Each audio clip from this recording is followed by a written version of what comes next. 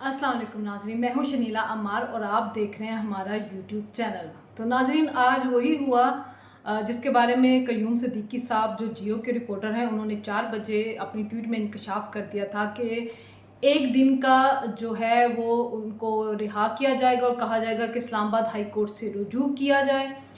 तो जनाब वो पता चल गया कि वो बेंच फिक्सिंग थी। ख्वाजा तारिक रहीम, याद होगा साकिब निसार के साथ भी उनकी बातचीत हुई थी और जिसमें उन्होंने कहा था कि मरियम को स्मैश कर दो, जिनकी बीवी बंदयाल और मुनीब को मैसेजेस भेजती हैं जी। तो उन्होंने कहा कयूम सिद्दीकी साहब को कि जी ये यहाँ पे आएंगे, सुप्रीम कोर्ट इनको एक दिन की जो थी वो रिहाई दे देगी और उसके बाद वो हाई कोर्ट की तरफ भेजेगी और क्यानी की तरफ रेफर करेगी, यानी कि चीफ जस्टिस की तरह नहीं, क्योंकि इमरान खान ने कहा था कि मेरा केस अब आमिर फारूक के पास नहीं लगाना, अगर सबको याद हो। तो जनाब ये थी बेंच फिक्सिंग जो चीफ जस्टिस ने आज की है और चीफ जस्टिस ने इंसाफ के मुंह पर कालक मली है। वैसे तो उनके अपने मुंह पे भी लग चुका हुआ धब्बा बहुत ज़्यादा स्याह किस्म का, लेकिन आज तो साबित ही हो गया कि उनका फैसला एक रिपोर्टर ने पहले बता दिया तो सामने आया। और फिर दूसरा, चीफ जस्टिस ने आज तौहीन की है सियासी जमातों के। इमरान खान को क्या कहते हैं कि जनाब आप को ये सियासी जमातें पसंद नहीं होंगी लेकिन इनके साथ जाके बैठ जाए। क्यों? वो आसमान से उतरे हुए, वो अवतार हैं कि बाकी जमातें उनसे कमतर हैं? मतलब शर्म आनी चाहिए एक चीफ जस्टिस को ये फैन अपनी कल्ट फॉलोइंग दिखाते हुए।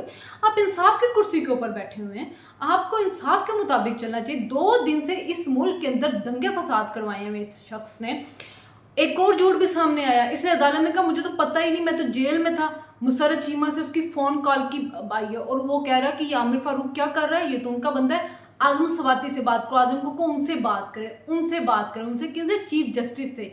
यानी कि चीफ जस्टिस से राब्ता आजम सवाती करते थे। आजम सवाती के जरिए चीफ जस्टिस का राब्ता होता था और चीफ जस्टिस को मैसेज पहुंचाए जाते थे कि आपने क्या फैसला करना है। अब आपको समझ आई कि 3100 मोटो लिए गए और 30 के 30 खान की फेवर में क्यों गए?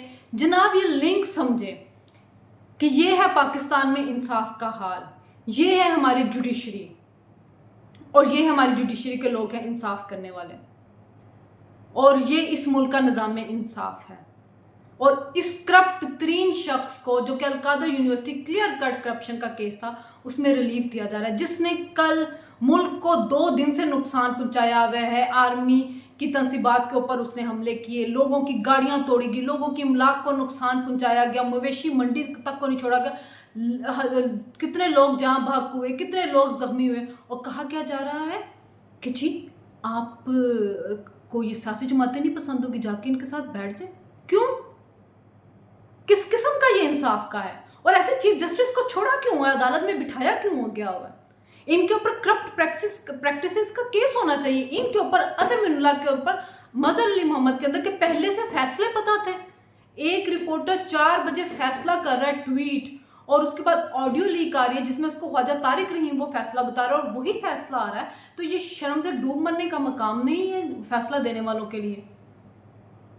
क्या निज़ाम इंसाफ है हमारा और हम क्या अपनी आवाम को बता रहे हैं?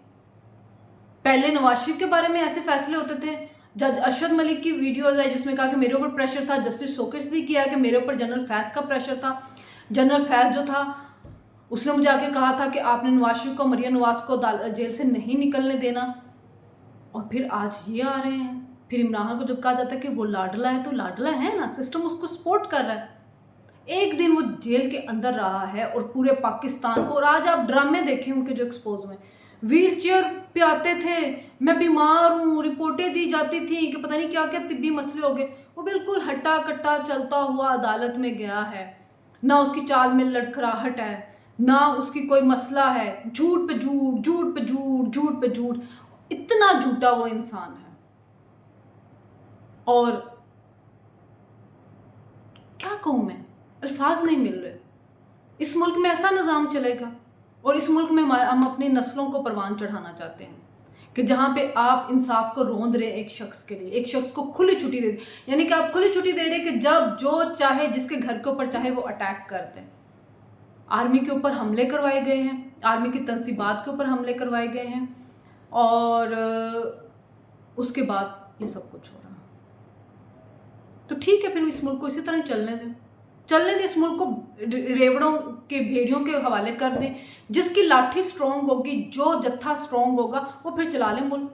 छोड़ दें लोगों को, अपने को जाके वो जिसको चाहते हैं वो उस पर हंगामे कराई करने शुरू कर दें। हमने सारी ज़िंदगी जदोजहद की, आइन और कानून पसंदी की कि मुल्क को आइन और कानून के मुताबिक चलाना चाहिए। जो आइन और कानून से हटते हैं उनका मुहासबा होना चाहिए। लेकिन यहाँ पे नहीं, ये इमरान खान ने साबित किया कि ये जत्थों का मुल्क है, बलवइयों का मुल्क है। जो जत्थे लाएगा, जो जत्थों के ज़रिए हुकूमत कर सकता है वो कर ले। और इन्हीं जत्थों के ज़रिए सुप्रीम कोर्ट को जो है वो किया गया। सास सुप्रीम कोर्ट चलाती है, सास जो हुक्म देती है चीफ जस्टिस वही हुक्म मानता है। शर्म का मकाम है, लेकिन शर्म इनको आएगी कैसे? ये हमारी अदालती तारीख है, 47 से उठा के देख लें। अगर हमारे मुल्क का जुडिशल सिस्टम ठीक होता तो हमारे मुल्क में कभी मार्शल लॉ ना लगता, और हमारे मुल्क के अंदर ये हालात कभी ना होते। लेकिन हमारे मुल्क के अंदर ऐसे हालात हो गए हैं।